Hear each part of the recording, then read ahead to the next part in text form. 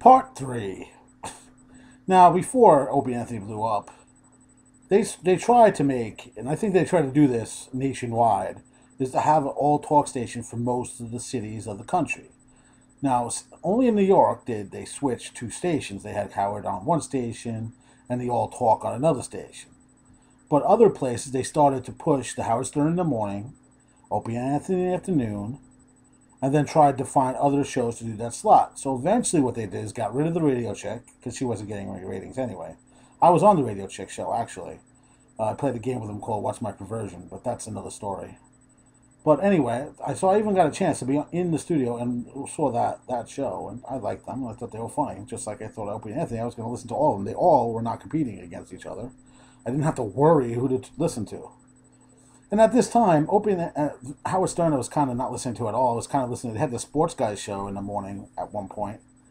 And I don't even like sports, and yet I was watching that show. So I was listening to that show a lot more than Howard Stern because it was just becoming the same. And unfortunately, Howard Stern had tons of commercials.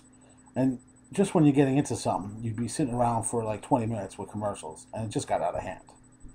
So anyway, what they did was they put Don and Mike live on at 10 o'clock.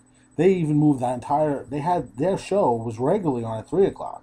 But they wanted to move them to 10 o'clock so that they could have Opie and Anthony on at 3 o'clock. This way they could have Howard Stern in the morning, Don and Mike in the afternoon, in middle afternoons, whatever they call that slot. Opie and Anthony at night, and then they put on Ron and Fez at 7 o'clock. Now that was the best for me. I thought that was the greatest lineup they had. If I wanted to listen to Howard Stern, I could. I still had all the other shows I liked better than the sports show, which wasn't a bad show. And then they had the other guy, too, who's now turned into a winds up on Howard Stern later on in Sirius, but that's another story that's coming up in the future. Whatever the case may be. And then it happened. And there might have been other stuff that happened. I can't remember everything, but Opie and Anthony had that tragic day when they had that little sex scam thing in the church, and that blew up. And I was there the day after in front of the old studios trying to pull support for Opie and Anthony because I knew I would miss them. And they were gone for 2 years. And the whole station went off because the only one who was getting ratings at that point on 102.7 was Ron and Fez because Opie and Anthony is now gone. So Ron and Fez is all by themselves. They couldn't keep them there, so they took them to D.C. supposedly and put them on with Don and Mike. I don't know any of this because I'm a New Yorker. I live in New Jersey, but I'm a New Yorker overall, and this is all I listen to.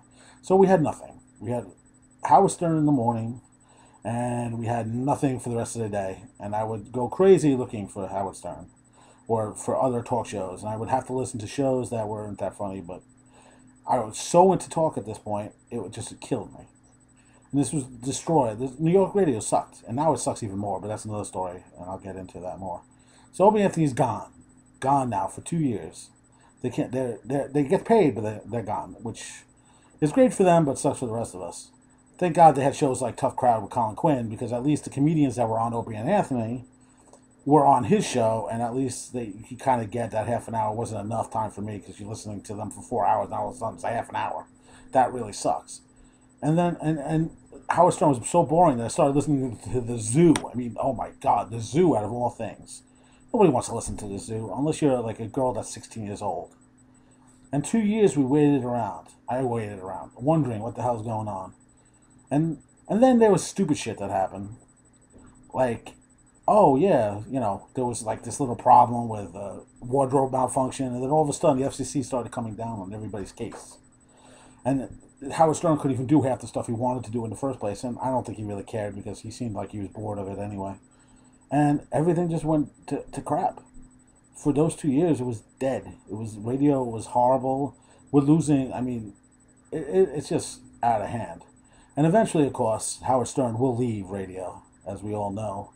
And he will almost disappear to me because he goes to Sirius. And it was like, oh, well, Howard's gone, and now what am I going to do? I don't know.